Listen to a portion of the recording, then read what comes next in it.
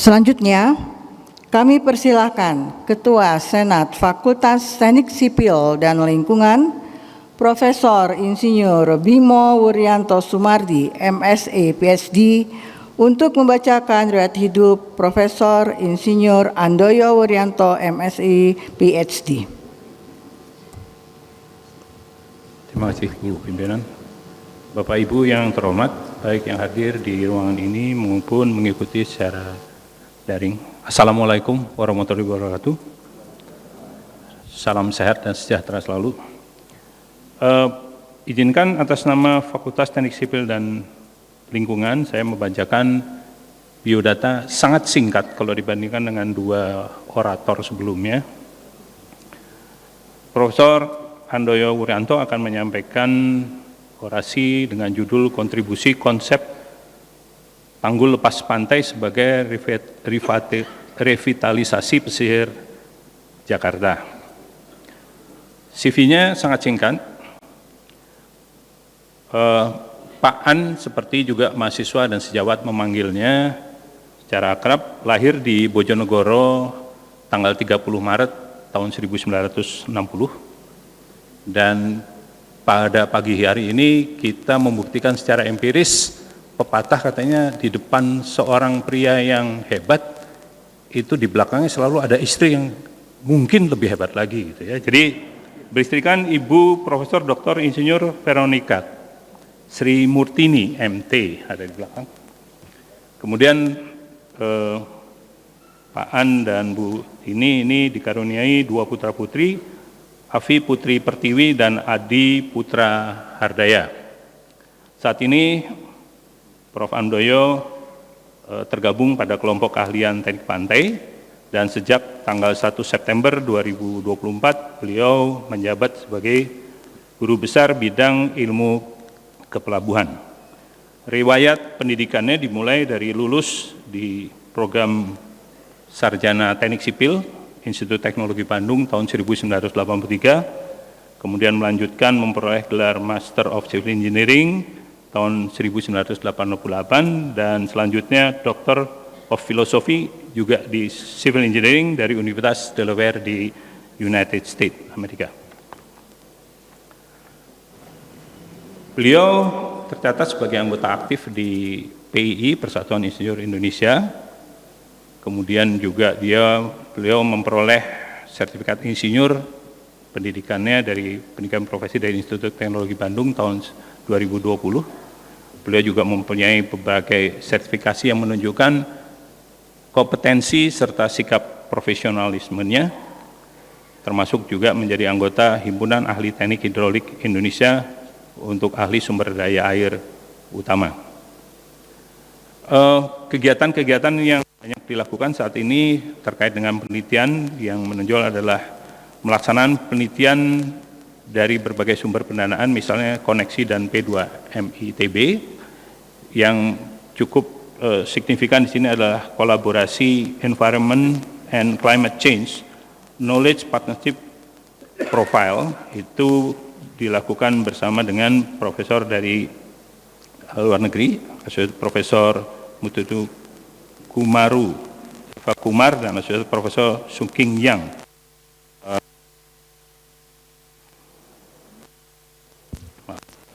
Dalam penelitian tentang reservoir development for Jakarta for water and energy security. Selanjutnya,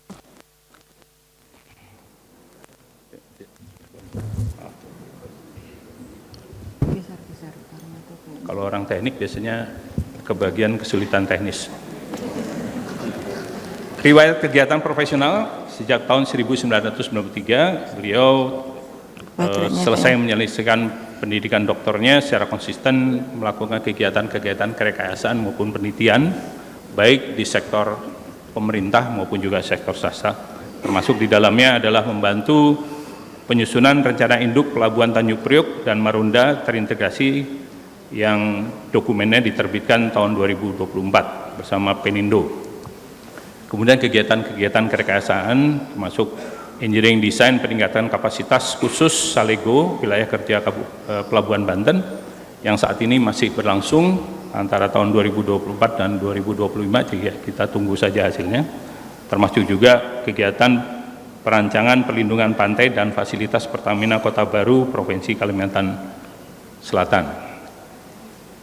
CV-nya sangat singkat dan tidak ada hobinya. Tetapi kalau Bapak Ibu nanti berkesempatan di akhir pekan itu akan ada film dari, saya lupa tapi cukup terkenal, Mission Impossible. Pasti di salah satu bioskop itu ada Pak Handoyo ngantri paling depan. Jadi bisa disimpulkan Pak Handoyo itu salah satu hobinya adalah nonton film. Terima kasih. Demikian paparan tentang riwayat hidup singkat beliau. Atas nama Fakultas Teknik Sipil dan Lingkungan, saya silakan Pak Handoyo untuk menyampaikan orasi ilmiahnya. Terima kasih. Berikutnya, kami persilakan Profesor Insinyur Handoyo Wuryanto, MSI, PhD, untuk menyampaikan orasi ilmiah.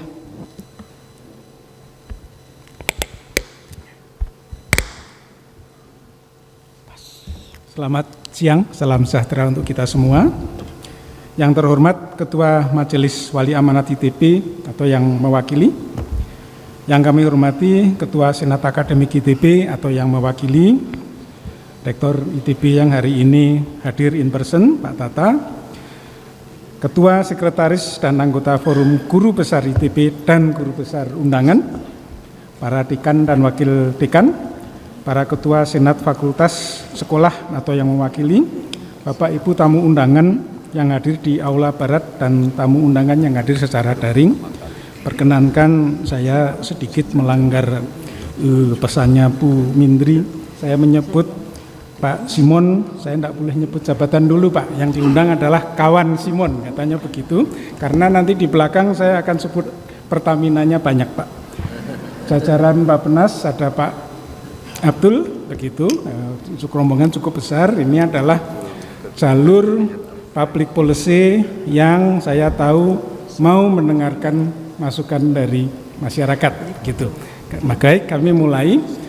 Saya menyajikan ini kebetulan timing orasi itu adalah ketika sedang hangat-hangatnya, ini tentu tidak untuk semua orang hangat begitu ya, tapi Giant Sea Wall itu merupakan isu hangat di sebagian masyarakat.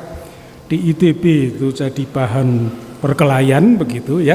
Jadi perkenankan saya untuk menyajikan sebuah usulan konsep tanggul. Sekarang setahu saya dari pemerintah belum ada satu gambar yang definitif begitu, sehingga akan banyak usulan. Ini adalah hanya salah satu usulan saja. Kami sajikan keseluruhan Teluk Jakarta. Kenapa kok Jakarta dulu, padahal Giant Sea Wall itu katanya dari Banten sampai ke Banyuwangi begitu ya, kan bertahap pasti ya, dan Jakarta itu punya kemampuan untuk membangun perlindungan pesisirnya secara cukup meyakinkan karena hinterlandnya punya kekuatan ekonomi yang luar biasa. Kami mulai. Ya, ada subjudul, saya mulai dulu kenapa Giant Sea Wall dibutuhkan. Kita sudah mendengar sebelum Pak Presiden Prabowo itu menjabat, itu Pak Hasimnya kan sudah bicara dulu mengenai Giant Sea Wall dari Jakarta sampai ke Jawa Timur begitu. Nah, ini permasalahan pokok, secara singkat saya menyebutkannya dan menyajikannya seperti ini. Jakarta, salah satu permasalahan lagi karena Jakarta itu adalah pusat kegiatan Indonesia gitu, jadi macet, lalu lintas, banjir dan seterusnya. Salah satunya adalah banjir. Dan Jakarta mendapatkan kondisi banjirnya dari segala arah. Bogor hujan, banjir kiriman namanya. Jakarta hujan, drainase buruk, tergenang, banjir juga begitu.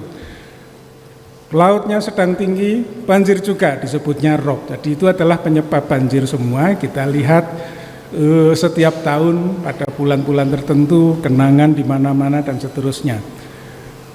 Dan ini diperparah dengan adanya bukan fitur, tapi adanya kenyataan bahwa lahan di banyak pesisir Pulau Jawa sebelah utara, utamanya adalah Jakarta, itu mengalami penurunan.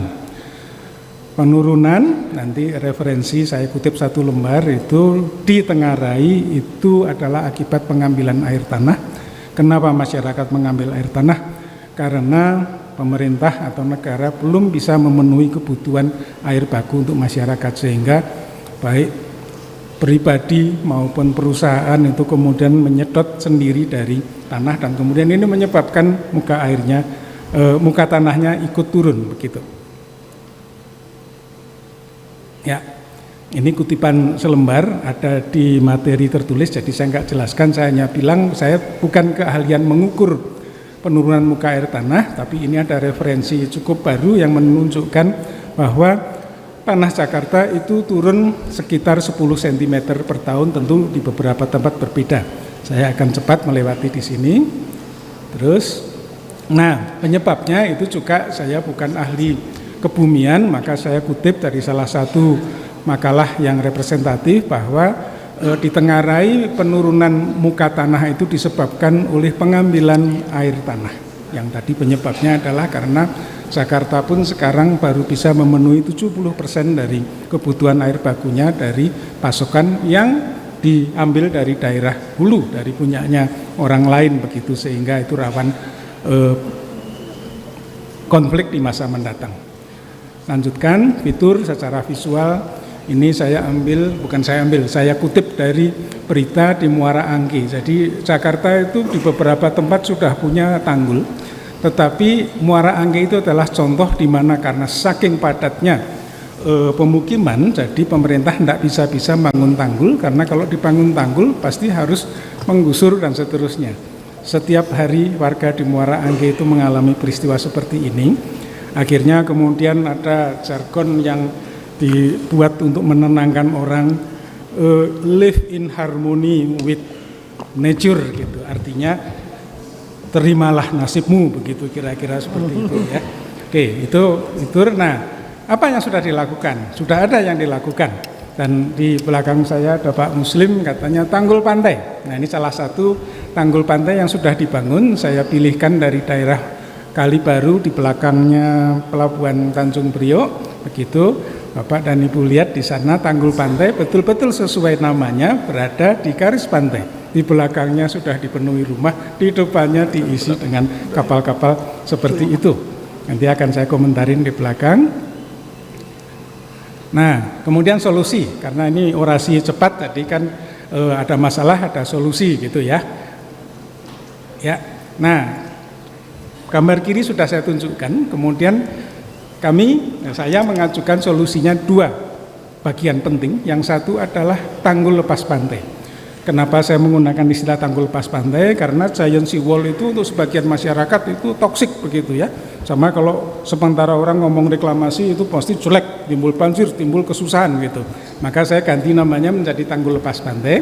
Sebagai beda dari tanggul pantai, ini letaknya di lepas pantai, artinya dia dibangun di laut. Kemudian ada fitur yang ditambahkan, yaitu waduk pantai, untuk menjawab permasalahan bahwa kita tidak punya cukup sumber air di daerah pantai.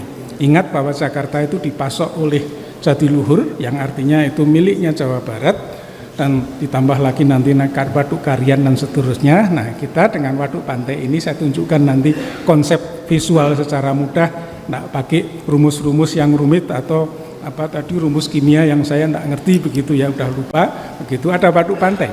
Dan kebetulan seminggu yang lalu saya mendengar dari Kementerian Pekerjaan Umum itu bahwa nanti giant sea wall-nya itu harus menjawab permasalahan pasokan air baku. Jadi saya anggap ini klop gitu. Terus lanjut, ini kondisi sekarang. Jadi pesisir Jakarta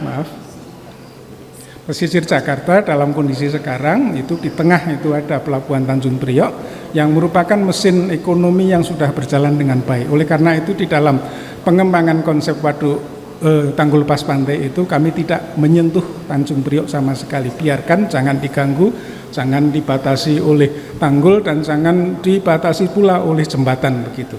Nah, sebelah kiri atau sebelah barat ya di gambar ini itu sudah ada yang fitur yang terkenal Pantai Indah Kapuk, tapi juga kita punya Muara Angke, kita punya Kamal Muara dan seterusnya. Kalau Bapak Ibu kunjungin, barangkali untuk yang rekan saya yang suka staycation gitu ke Jakarta Bu, ke daerah Muara Angke begitu ya, untuk melihat situasi. Di sebelah timur itu masih relatif kumuh sekarang gitu ya.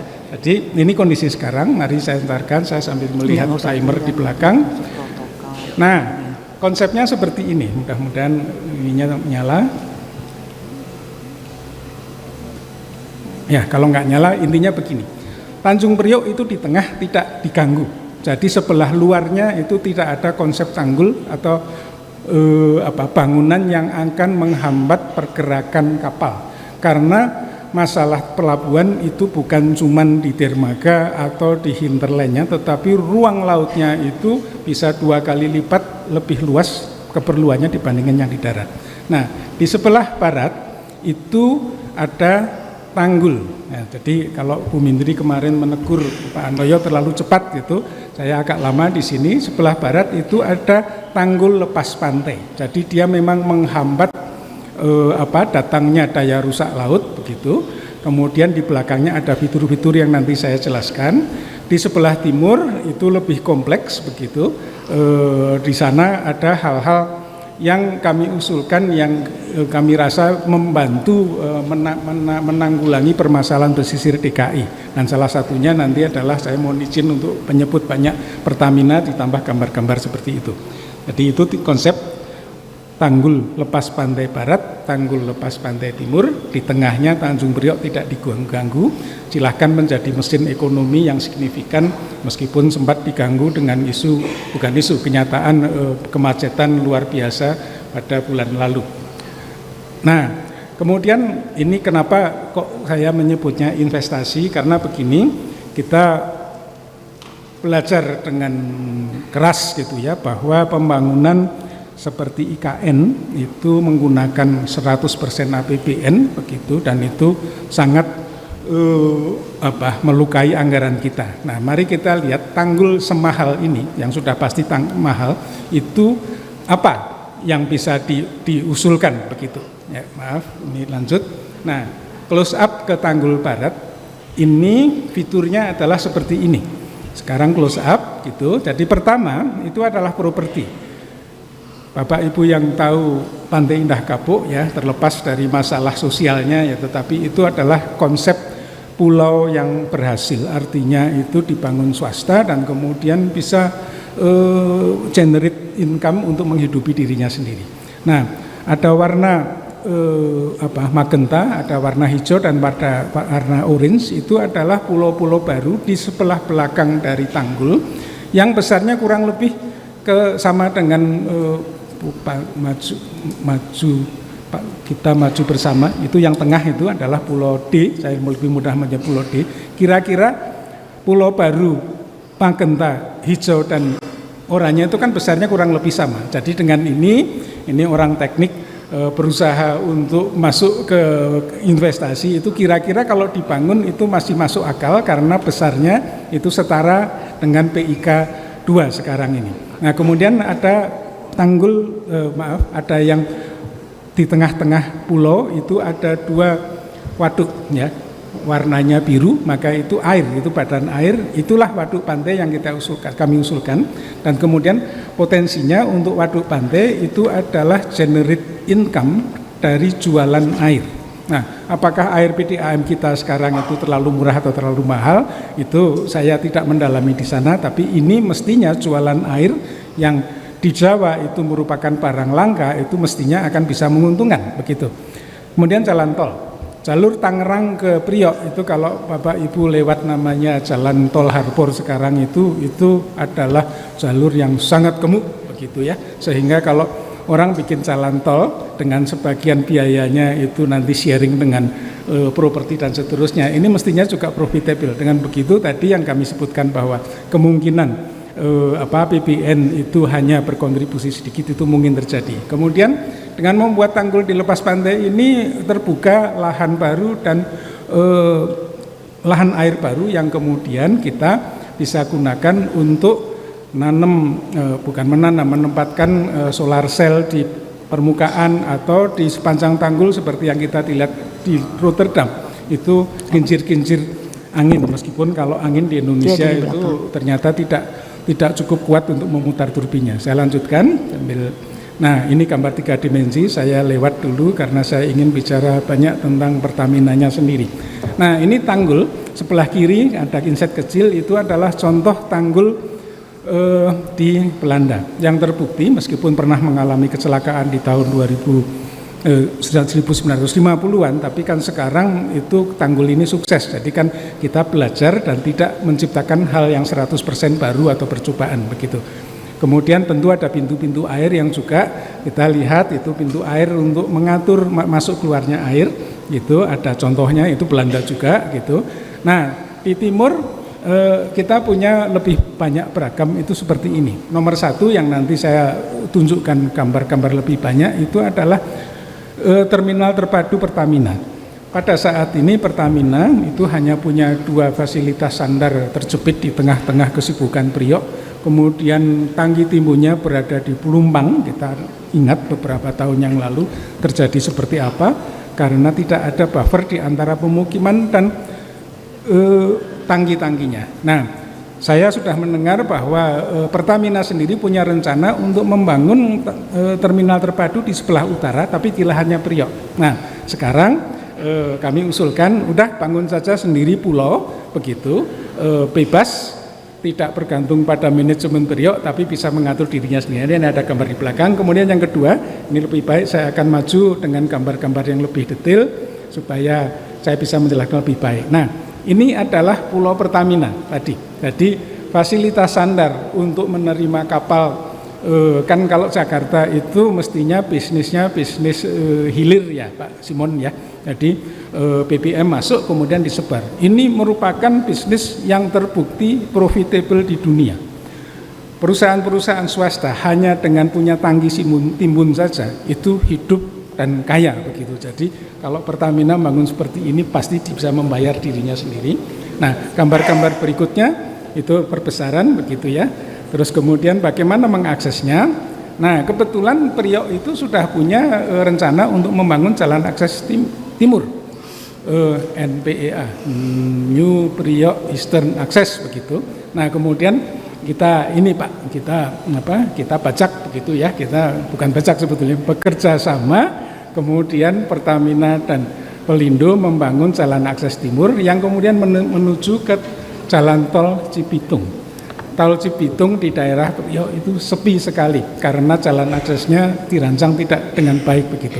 Nah, ini logo-logo Pertamina saya download Pak Simon ya, saya tunjukkan. Kira-kira kayak gini Pak Simon, nanti mungkin Pak Simon kalau sudah punya konsultan sendiri akan membuatnya lebih baik, tapi intinya adalah Pertamina bisa menyumbangkan satu sektor atau satu section dari giant seawall-nya Presiden gitu dengan membangun fasilitas yang akan membayar dirinya sendiri karena ini adalah fasilitas bisnis. Lanjut, saya ini masih Pertamina. Nah, yang kedua itu adalah Marunda. Marunda itu sekarang adalah pelabuhan kelas 2 relatif kecil karena meskipun dia berada di waterfrontnya Jakarta, tetapi yang barang yang diolah itu barang yang dilayani itu adalah batu bara, pasir kerikil dan seterusnya. Terkesan kumuh berada di pantai dan banyak permasalahan sosial gitu. Nah, usulnya adalah di sebelahnya Pertamina itu dibuat pulau-pulau baru seperti ini. Karena saya ikut menyusun rencana induk pelabuhan Tanjung Priok dan Marunda, maka saya tahu kebutuhannya seperti apa. Disediakan lahan yang cukup lebar, bahkan berlebih untuk menampung perpindahan pelabuhan Marunda. Tentu ada skema insentif, disinsentif dan seterusnya. Kalau Anda pindah ke sini, maka ada insentif seperti ini. Mungkin berhasil begitu ya. Terus kemudian ini waktu tinggal 2 menit. Kemudian yang selanjutnya adalah ini masih visualisasi. Fitur ketiga adalah ini masih Marunda karena ada terminal yang minta di sebelah CPL, jadi saya tidak bacakan di sini. Terus Nah, ini adalah begini. Jadi ini adalah konsep pelabuhan perikanan dan industri di Jakarta. Kita hanya punya Nisam Sahman, negara Jales Viva Jaya Mahe, etalase ibu kota, tetapi punya pelabuhan perikanan yang luas perairannya itu hanya 1,5 hektar, luas daratannya hanya 1 hektar. Oleh karena itu ditawarkan di sini untuk menjawab kritik bahwa pembangunan pesisir itu meninggalkan nelayan. Tidak. Muara Angke, Nisam Sahman, dan tempat-tempat lainnya termasuk tadi yang ditunjukkan di gambar itu silahkan disediakan di sini, di mana nelayan tinggal di sebelahnya, sebelah fasilitas sandar, sehingga tidak seperti konsep sebelumnya nelayan dikasih perumahan di tengah kota kemudian dikasih tiket MRT gratis seperti itu. Ya, saya akan percepat, tinggal sedikit karena ini hanya visualisasi. Ini adalah jadi luas perairannya itu 600 hektar dibandingkan dengan 1,5 hektar Nisam Sahman sekarang. Jadi nelayan Jakarta bisa dimuliakan oleh pemerintahan Pak Prabowo sekarang. Lanjut, waduk pantai, ini saya hanya mengulang, jadi saya lewat saja. Dan udah, tadi pas 20 menit saya sampai kepada ucapan terima kasih. Dan tadi Begitu. Pak Bimo, kalau tadi CV-nya pendek, ucapan terima kasihnya juga pendek Pak Entrepreneur. Dan saya terima kasih, saya belum nonton Mission Impossible, nanti ketemu Pak Bimo di eksekusi saja gitu ya. Tapi ini, saya berbalik, saya mulai dari keluarga inti saya dulu, begitu ada istri saya di belakang, dari guru besar dari Unpar, kemudian anak-anak saya tidak bisa hadir, mungkin streaming, begitu ya. Anak saya Avi itu sekarang di Jerman, Adi di Amerika, gitu. Jadi ketika ditanya keluarga inti untuk foto berapa Pak? 2, saya bilang begitu. Ya hanya 2 begitu. Kemudian ayah dan ibu saya sudah tidak ada, gitu ya. Tapi tentu kasih sayang beliau itu tidak pernah saya bisa kembalikan secara setara gitu. Keluarga saya banyak yang hadir, ngitung-ngitung undangan kemarin ada 11 orang, itu saya sebut. Mas Wisnu itu yang dulu ketika ayah saya mulai tidak bisa sudah tua begitu, beliau menggantikan perannya mengirim uang bulanan kepada saya ketika saya masih sekolah. Tadi tulisannya kurang akurat ya, teknik sipil, jadi saya di teknik kelautan tapi sekolah S1 saya adalah teknik sipil. Itu beliau tidak bisa hadir, bed rest di rumahnya di Gading Serpong. Mbak Lucy ada di sini, itu selalu sikap membantu saya begitu jika membutuhkan. Mbak Wiwi ini saya masih ingat dengan Mas Sigit itu memberi saya pondokan ketika saya lupa namanya si Penmaru atau Skalu dulu waktu itu di Kartosuro begitu ya.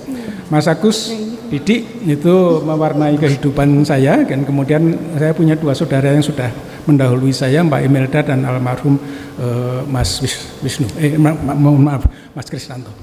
Nah ini untuk keluar dari keluarga, kolega saya yang aktif berperan, saya salah baca, dari Prodi Teknik Kelautan, ya, melebar dari keluarga Teknik Kelautan dan komunitas FTSL. Saya menganggapnya, saya hitung-hitung, saya sudah 40 tahun dan ini kemarin saya belum sadar, tapi ketika ngelihat CV guru-guru besar sebelum saya yang orasi tadi, saya itu paling tua di orasi ini. Jadi mohon maaf Bu Menteri ya, jadi katanya lelet menempuh, ya betul Pak begitu. Tapi 40 tahun itu asah asih asuh itu terjadi di Prodi Teknik Kelautan dan Fakultas. Itu di belakang saya itu rekan tapi suka berantem Pak Muslimuin begitu ya. Kolega yang berperan aktif dalam proses menuju guru besar. Ini saya diberi rekomendasi non-KP meskipun sering bertengkar, tapi Pak Muslim itu dari kakak yang membeli saya rekomendasi.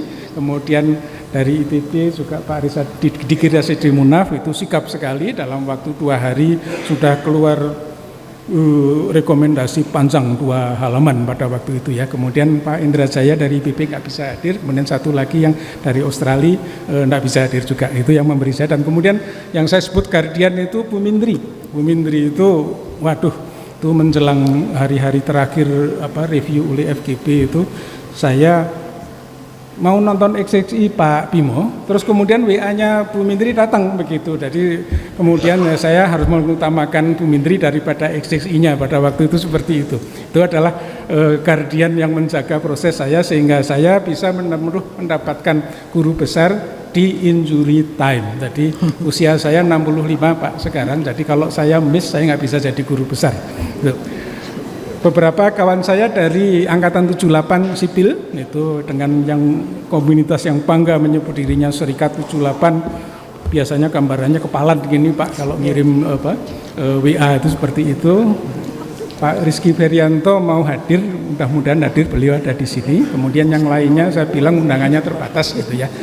Jajaran Bappenas Pak Abdul Malik, sebelumnya adalah almarhum Pak Doni Asdan, suami dari Bu Devi biologi gitu. Terus kemudian mudah-mudahan hadir ada Pak Irfan gitu dan Pak Rizky Ferianto yang sebut tadi gitu ya. Terima kasih atas dukungan selama ini di saat ketika tidak punya pendanaan formal, yaitu Pak Abdul itu mencari cara supaya tetap katanya punya grup di ITB yang membantu beliau.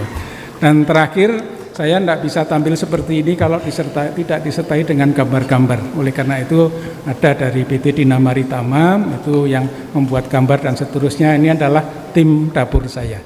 Kepada kalian semua saya ucapkan terima kasih dan waktu saya pas habis. Terima kasih. Saya akan lanjutkan dengan kode kehormatan. Jadi belum selesai. Ya, saya bisa. Oke, saya baca dari sini saja. Kode kehormatan guru besar. Dalam mengemban amanah guru besar Institut Teknologi Bandung, saya akan menjaga kehormatan guru besar dengan selalu meningkatkan kompetensi keilmuan, membangun lingkungan masyarakat keilmuan saya, serta memberikan keteladanan dan manfaat atas keberadaan saya. Untuk itu saya akan selalu memegang teguh janji dan ucapan saya, mempertahankan integritas dengan menjaga kejujuran, kepercayaan, kebijaksanaan, keadilan, saling menghormati, bertanggung jawab, dan menjaga nilai-nilai ITB dan masyarakat. Semoga Tuhan Yang Maha Esa selalu memberikan petunjuk dan lindungan kepada saya. Bandung 24 Mei 2025, Profesor Andoyo Wuryanto. Terima kasih atas waktu diberikan.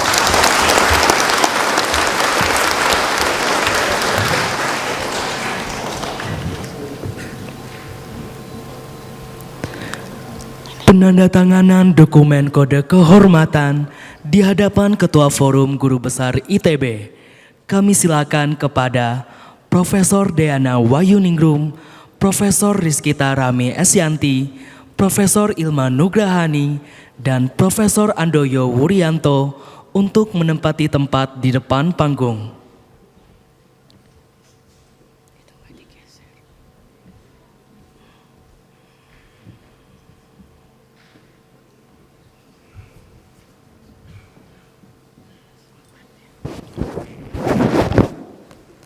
Kami silakan kepada Profesor Deana Wayuningrum untuk menandatangani dokumen kode kehormatan.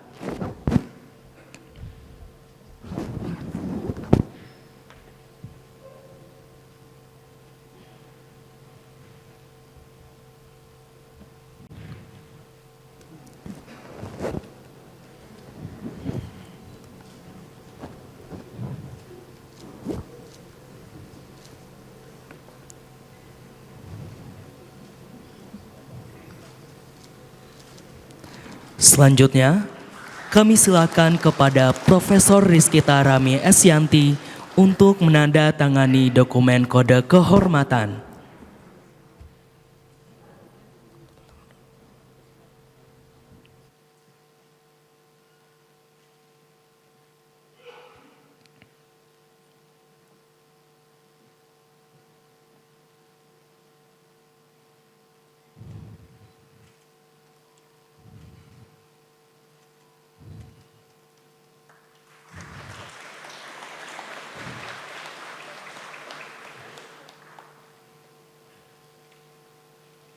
Berikutnya, kami silakan kepada Profesor Ilma Nugrahani untuk menandatangani dokumen kode kehormatan.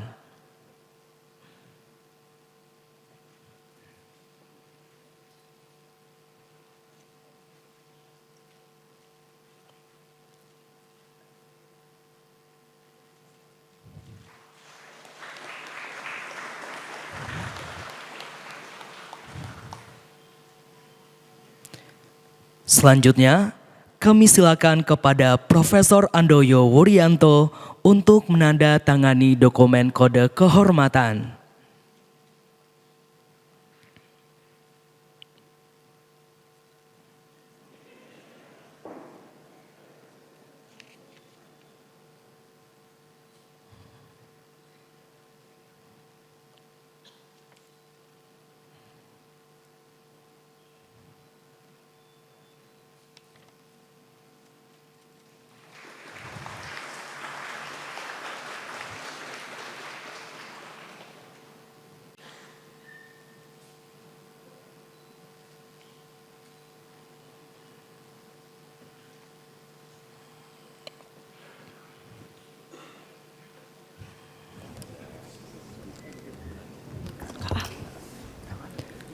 Pembacaan doa oleh Profesor Rukman Hertadi.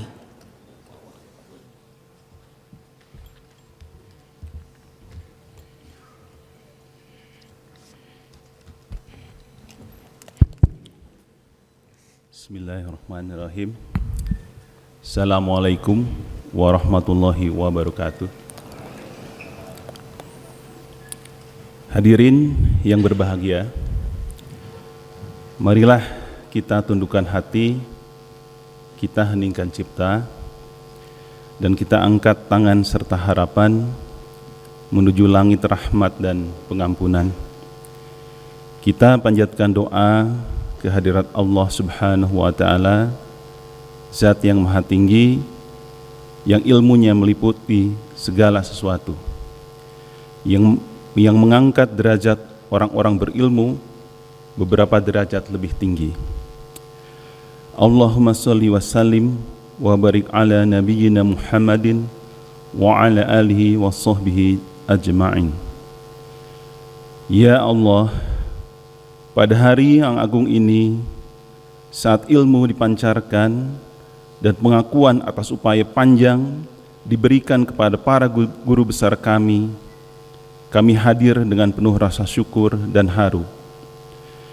Kami bersyukur atas nikmat-Mu yang tak terhingga, atas ilmu yang Engkau titipkan melalui akal dan hati hamba-hamba-Mu yang terpilih. Ya Allah, saksikanlah bahwa apa yang dicapai para guru besar kami bukanlah karena kekuatan mereka semata, tetapi karena rahmat dan pertolongan-Mu yang tak pernah henti mengalir. Karuniakanlah kepada mereka hati yang tetap rendah dan bersyukur, akal yang terus tajam untuk menelaah, dan semangat yang tak pernah padam untuk berkarya dan memberi manfaat bagi umat dan semesta. Jadikanlah pencapaian ini bukanlah puncak kebanggaan, tapi sebagai awal perjalanan baru yang lebih dalam dan bermakna, agar mereka tetap melangkah dengan cahaya ilmu, melayani dengan ketulusan, dan menjadi suluh yang menuntun generasi. Ya Allah, lembutkanlah hati kami dari sifat takabur dan ujub. Hindarkanlah kami dari rasa cukup atas amal, karena sungguhnya ilmu tanpa adab hanyalah beban, dan pencapaian tanpa syukur hanyalah kesia-siaan. Ampunilah kami ya Allah, ampunilah dosa-dosa kami, dosa para orang tua kami, para guru dan pendidik kami. Ampuni para guru besar kami yang telah mendahului kami, yang telah Engkau panggil keharibaanmu. Limpahkanlah rahmat dan cahaya-Mu di alam kubur mereka. Jadikan ilmu mereka sebagai amal jariah yang terus mengalir. Ya Allah, jadikanlah institusi tempat kami bernaung ini sebagai rumah ilmu yang Engkau berkahi, tempat bersemayamnya adab dan etika, tempat berkembangnya ilmu yang bermanfaat dan yang ikhlas. Lindungilah para pemimpinnya, kuatkanlah para pendidiknya, dan bimbinglah para mahasiswanya agar menjadi insan yang jujur, gigih, mulia akhlaknya. Ya Allah, jadikanlah ilmu ini jalan kami menuju cahaya dan jalan kami untuk mendekat kepadamu. kuatkan tekad kami dalam menjaga amanah ini, limpahkan pada kami taufik dan hidayah-Mu, agar setiap langkah kami di dalam dunia akademik menjadi ibadah. Rabbana atina fid dunya hasanah wa fil akhirati hasanah wa qina adzabannar. Wa sallallahu ala sayyidina Muhammadin wa ala alihi wa sahbihi ajmain. Walhamdulillahi rabbil alamin. Wassalamualaikum warahmatullahi wabarakatuh.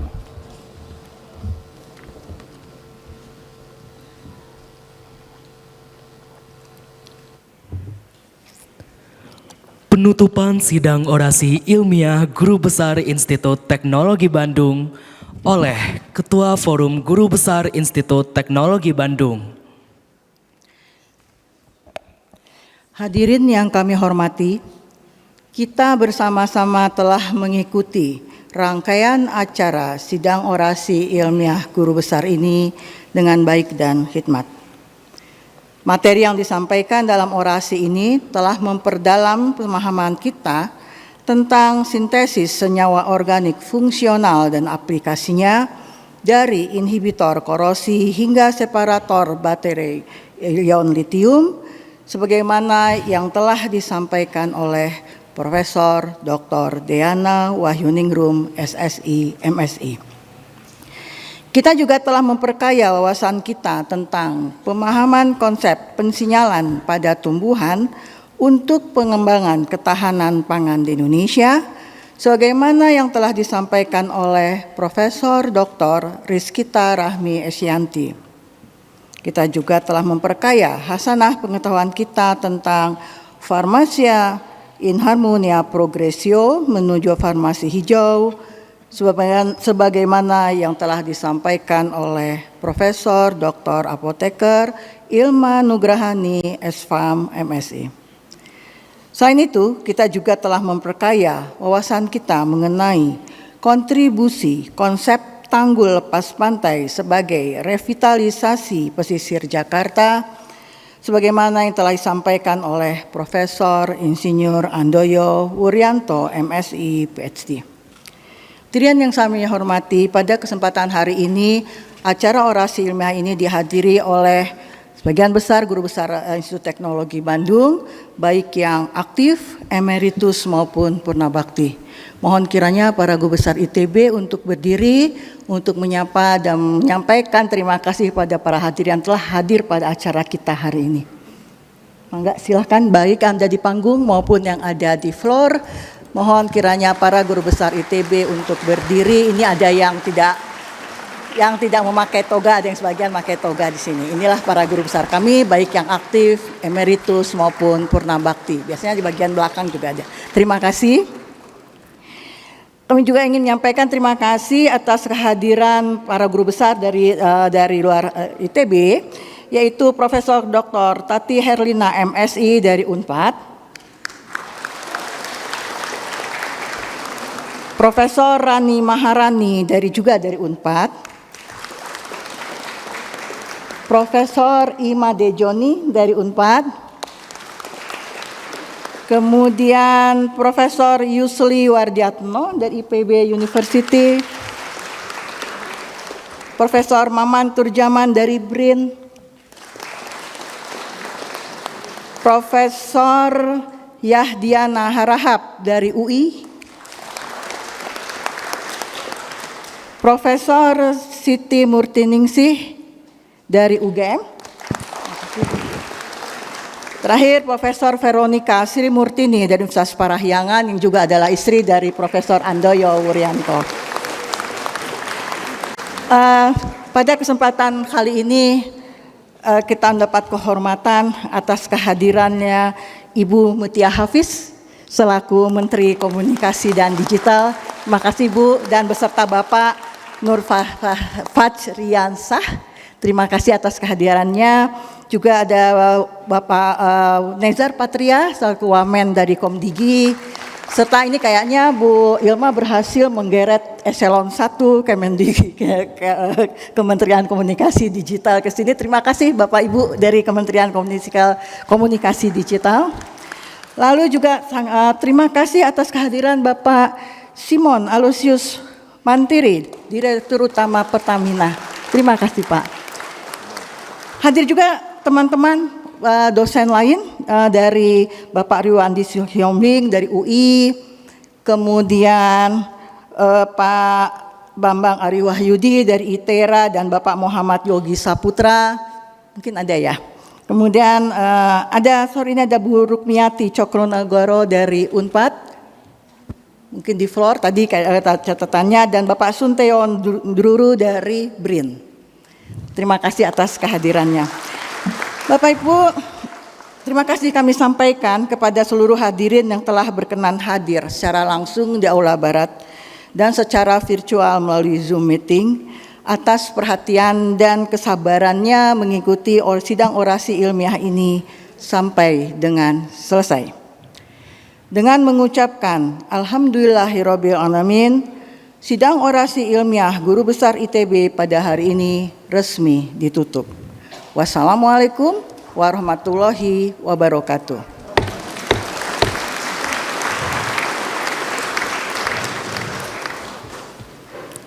Hadirin yang kami hormati, dengan demikian sidang orasi ilmiah Guru Besar Institut Teknologi Bandung pada hari ini telah selesai.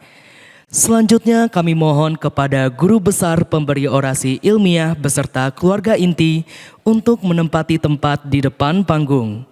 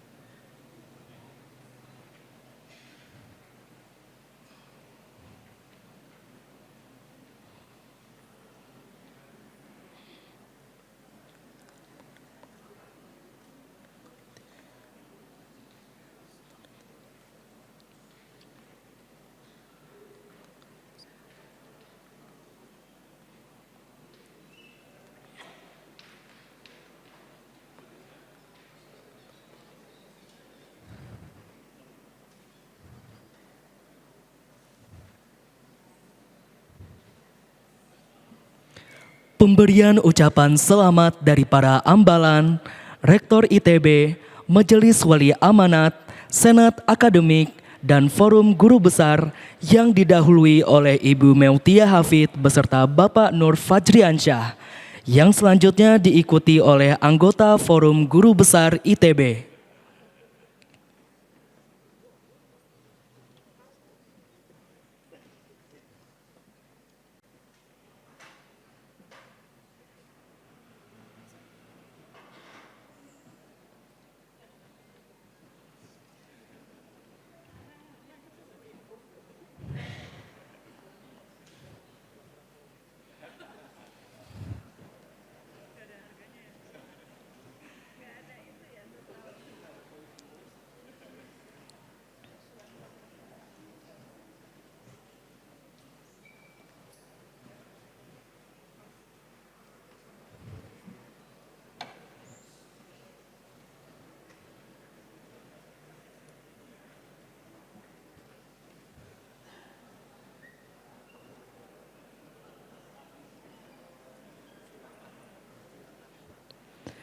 Kepada seluruh tamu undangan, kami mohon untuk tetap di tempat.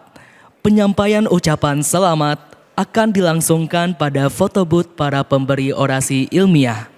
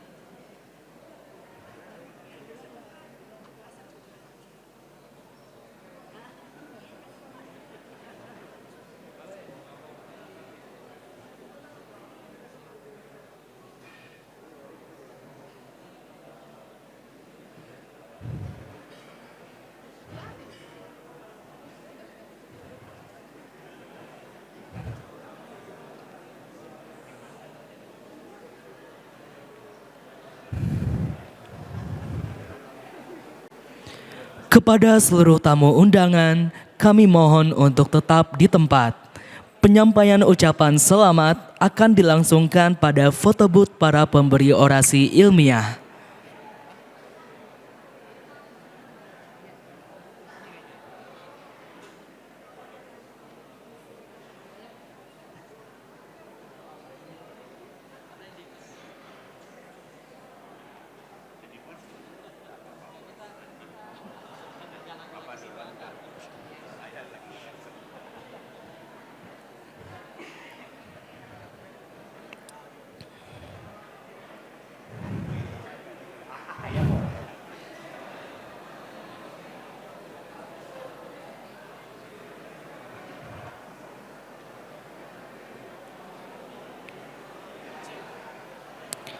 Kami mohon kerjasama seluruh tamu undangan untuk tetap di tempat hingga para guru besar pemberi orasi ilmiah telah siap di depan foto booth.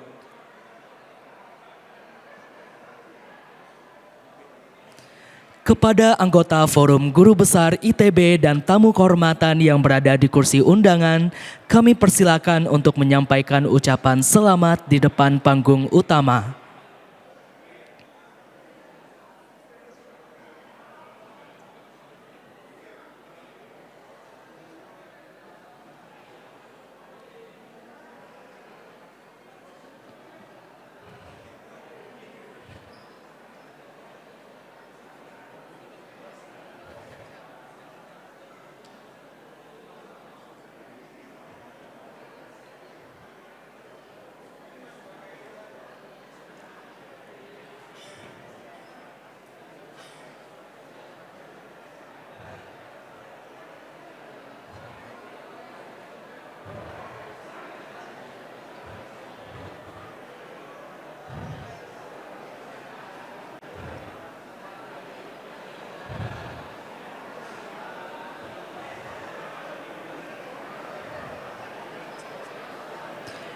Kami mohon kerjasama seluruh tamu undangan untuk tetap di tempat hingga para guru besar pemberi orasi ilmiah telah siap di depan foto booth.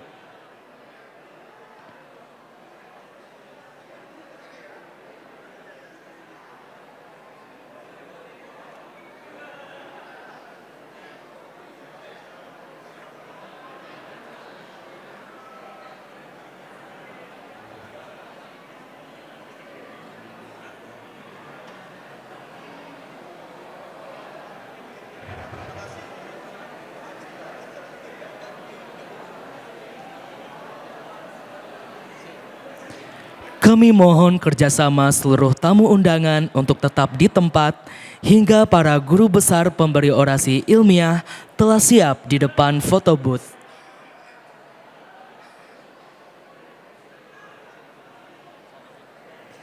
Kami silakan kepada guru besar pemberi orasi ilmiah beserta keluarga inti untuk menuju foto booth yang telah ditentukan.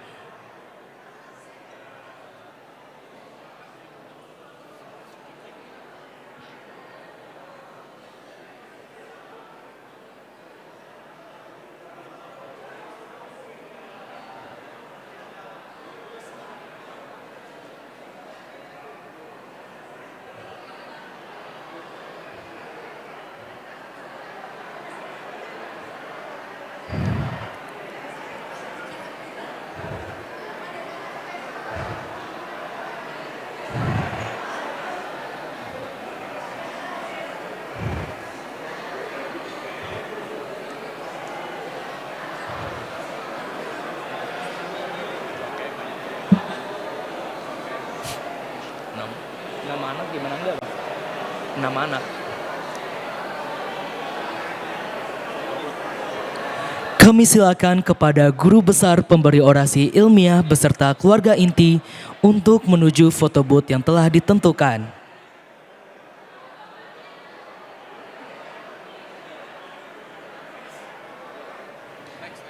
Kepada seluruh tamu undangan, kami silakan untuk menyampaikan ucapan selamat kepada Profesor Deana Wayuningrum, Profesor Rizkita Rami Esyanti, Profesor Ilma Nugrahani, dan Profesor Andoyo Wuryanto.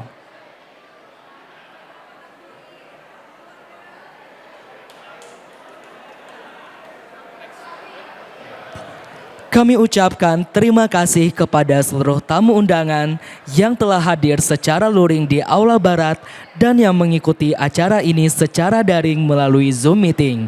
Selamat siang, salam sejahtera untuk kita semua. Sampai bertemu pada sidang orasi ilmiah selanjutnya.